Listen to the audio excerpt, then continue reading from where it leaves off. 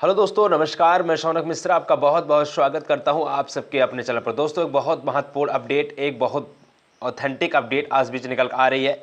जो हमारे बीएड वाले छात्र हैं और जो हमारे डीएलएड वाले छात्र हैं, ध्यान रखिएगा। इस चैनल के माध्यम से हमेशा हमारे बीएड वाले छात्रों को सपोर्ट किया जा रहा है। देखिए, सपोर्ट करना अलग बात होता है, विरोध करना अलग बात होता है। हम बीएड वाले सपोर्ट जरूर कर रहे हैं, लेकिन हम डीएलएड वाले विरोध नहीं कर रहे हैं। ठीक है, विरोध करने का मतलब ये होता है, अगर 1 to 5th में अगर आप शामिल हैं, इसको लेकर हम निकालने के लिए विरोध करते तो वाला विरोध का मामला हो जाता है। ठीक है, लेकिन हम आपका विरोध नहीं कर रहे हैं। हम कह रहे हैं अगर आप शामिल हैं तो शामिल रहिए, लेकिन बीएड वाले जिस तरीके से पहले से शामिल थे उस तरह उनको अब भी शामिल किए रहना चाहिए। ठीक है, जिसको लेकर के हमारे लगातार अभ्यर्थी जब से 11 अगस्त 2023 से बीएड को बाहर किया गया है, तब से हमारे अभ्यर्थी परेशान हैं।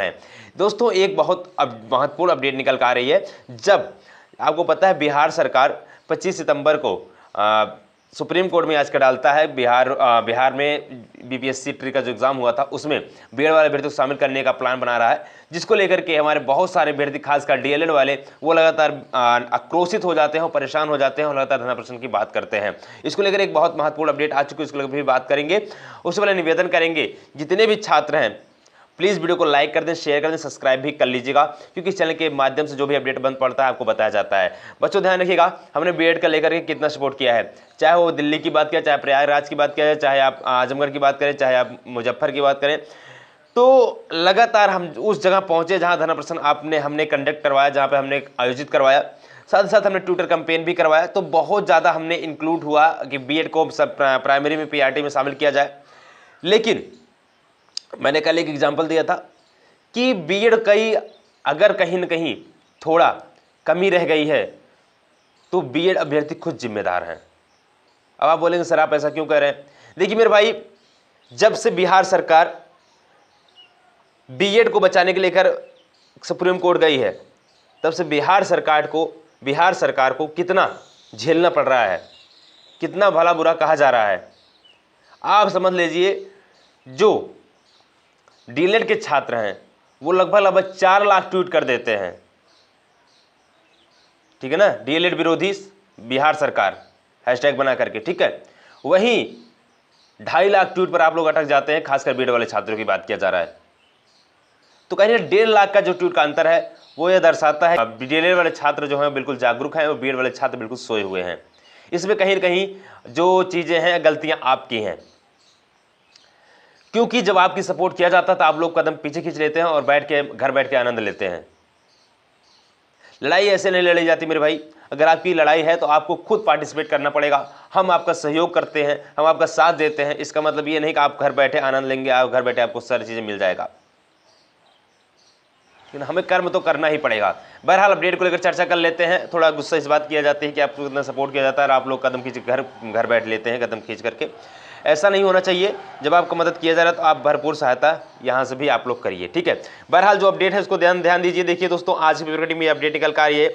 याचिकों ने सचिव बेसिक शिक्षा परिषद को दिया प्रत्यावेदन। बीएड वालों को हटाने पर अड़ गए हैं डीएलएड प्रशिक्षु। देख सकते हैं यहाँ पर, कक्षा 1 से 5 तक स्कूलों की शिक्षक भर्ती बीएड को मान्य करने वाली राष्ट्रीय अध्यापक प्रशिक्षण परिषद एनसीटीई की 28 जून 2018 की अधिसूचना सुप्रीम कोर्ट को खारिज हो जाने के और बीएड की अभ्यर्थियों को तलखी बढ़ गई है। राजस्थान हाई कोर्ट के फैसले को लेकर के सुप्रीम कोर्ट में दायर याचिका के संबल बीटीसी अब डीएलएड 2015 के बीच प्रशिक्षु राजवसु आर्य को भी याचिका संबंध थी। पिछले महीने 11 अगस्त 2023 सर्वोच्च न्यायालय का फैसला आने के बाद राजवसु ने बेसिक शिक्षा विभाग के अधिकारियों को पत्र लिखकर बीएड चयनितों को बाहर करने की मांग की है। निदेशक एनसीईआरटी लखनऊ और सचिव बेसिक शिक्षा परिषद प्रयागराज को भेजे पत्र के परीक्षा नियुक्ति प्राधिकारी कार्यालय की ओर से 69,000 भर्ती के लिए 5 दिसंबर 2018 का जारी विज्ञापन रद्द करने की मांग की है। राजवंश का कहना है कि एनसीटीई की सुप्रीम कोर्ट का आदेश का अनुपालन करने की सूचना भी सभी राज्यों को भेज दी है, लेकिन उत्तर प्रदेश सरकार की तरफ से न तो अब तक कोई ऐसी आधिकारिक बयान आया है और न ही कोई कार्रवाई की गई है। ये प्रशिक्षु जो हैं डीएलएड के हैं वो लगातार मांग कर रहे हैं 69,000 शिक्षक भर्ती से बीएड को बाहर कर दिया जाए। और अभी तक जो एनसीटीई ने सभी राज्यों ने सुप्रीम कोर्ट के फैसले को स्वीकारा है, सभी राज्यों को बताया है इसको आप मान लीजिए, उसको लेकर भी हमारी यूपी सरकार कोई कदम नहीं उठाई है। वो चाह रही है बिहार सरकार की तरह कि बीएड वाले अभ्यर्थी शामिल रहे, जिसकी वजह से वो भी कोई कदम अभी तक नहीं उठाई है। 69,000 शिक्षक भर्ती को लेकर हम बात कर लेते हैं। 69,000 शिक्षक भर्ती में शिक्षक मित्रों ने बीएड को बाहर करने के लिए याचिका डाली थी सुप्रीम कोर्ट में, हाई कोर्ट में, ठीक है। तो उसको लेकर भी जो हमारे अभ्यर्थी हैं वो कह रहे हैं सर ना तो राज्य सरकार कोई फैसला ले रही है, ना तो कोर्ट कोई फैसला ले रहा है 69,000 शिक्षक भर्ती में। तो ध्यान रखिए मेरे भाई, लड़ाई हमारी है, लड़ाई हमको लड़नी है।